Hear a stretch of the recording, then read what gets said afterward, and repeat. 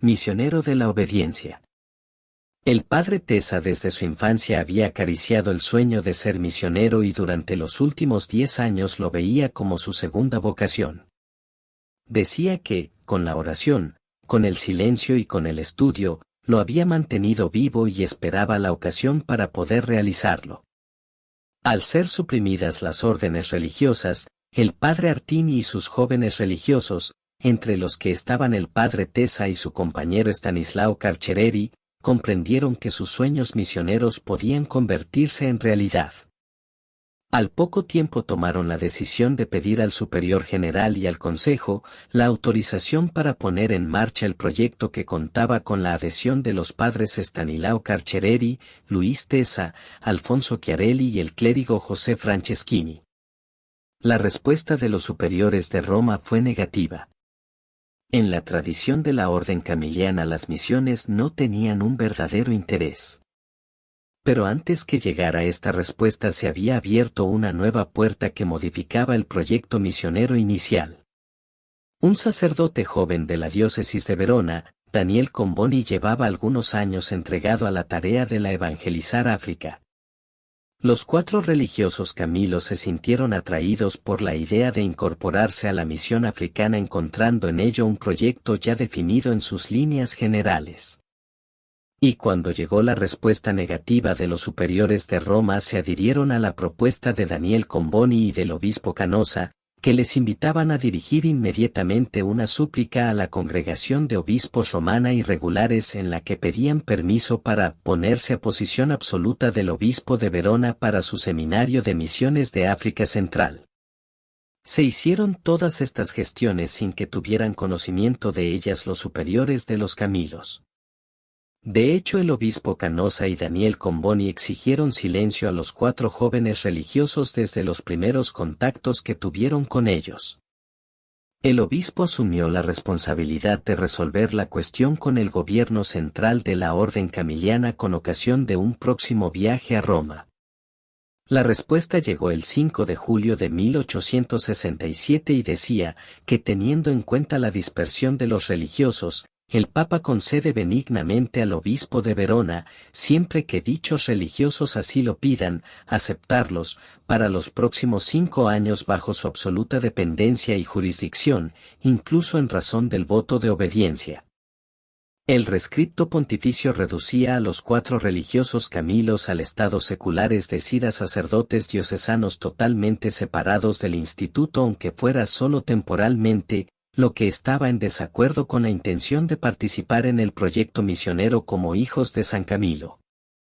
En la súplica al Papa, el padre Tesa había escrito que quería permanecer, como verdadero hijo y miembro de la orden camiliana a la que se lo debe todo después de Dios, y de modo parecido se habían manifestado sus compañeros.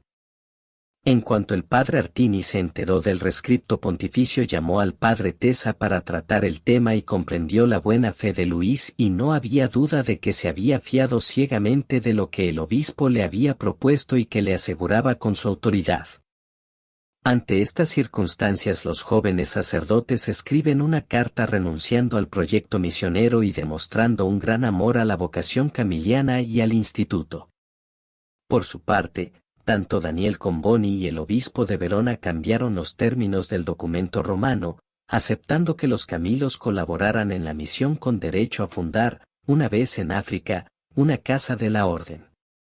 Pero los superiores de Roma mantuvieron firme su oposición a la misión, a la que consideraban un frenesí, un capricho. Ante esta negativa, el padre Stanislao Carcereri, seguido por el padre Zenouni y el clérigo Franceschini, decidieron adherirse al escrito pontificio y mantenerse fiel y coherente a la palabra dada y firmada.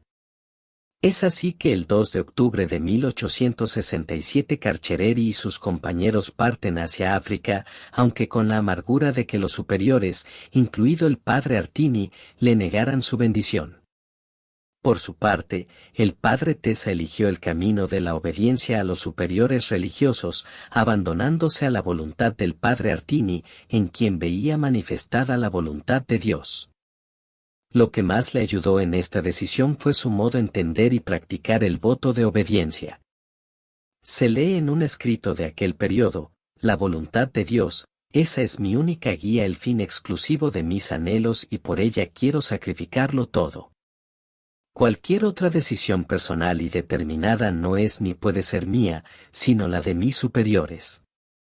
No fue fácil para el padre Tesa mantenerse firme en la obediencia, no solo porque vivía en forma dolorosa entre su deseo de ir a las misiones y la búsqueda de la voluntad de Dios, sino también por las presiones de parte del obispo de Verona, los misioneros ya llegados a África, y de Daniel Comboni, que le suplicaban que partiera recordando el valor del rescripto pontificio.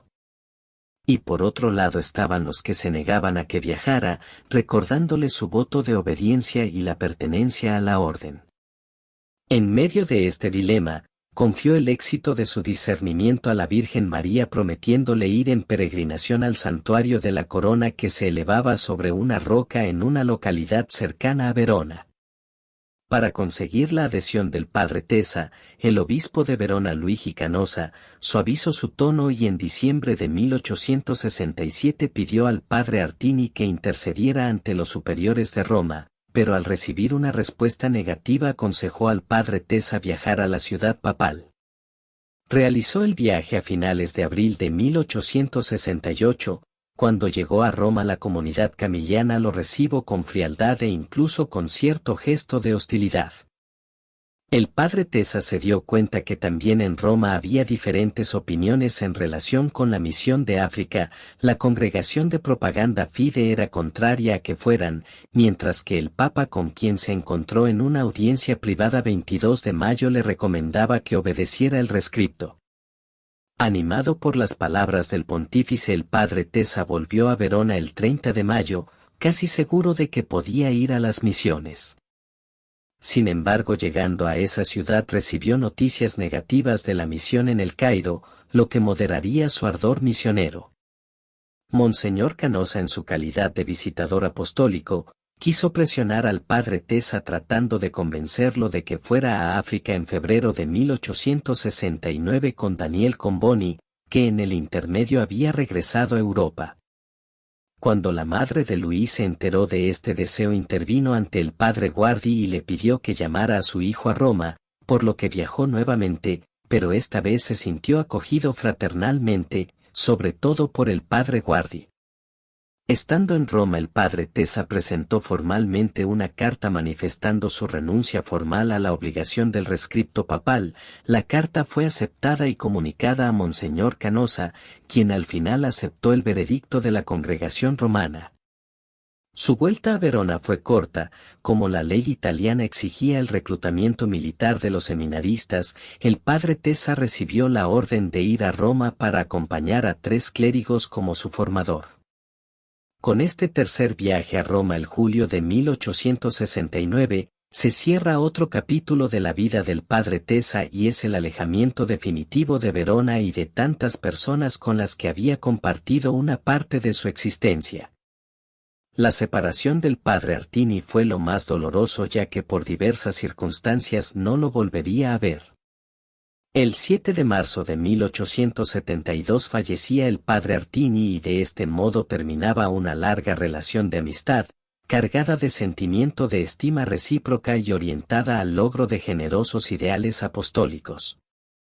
Cuando el padre Tesa abandona la ciudad de Verona, está a punto de cumplir 28 años, el primer periodo de su sacerdocio había transcurrido, dejando una huella positiva en la madurez de su personalidad. Misionero de la obediencia. El padre Tesa desde su infancia había acariciado el sueño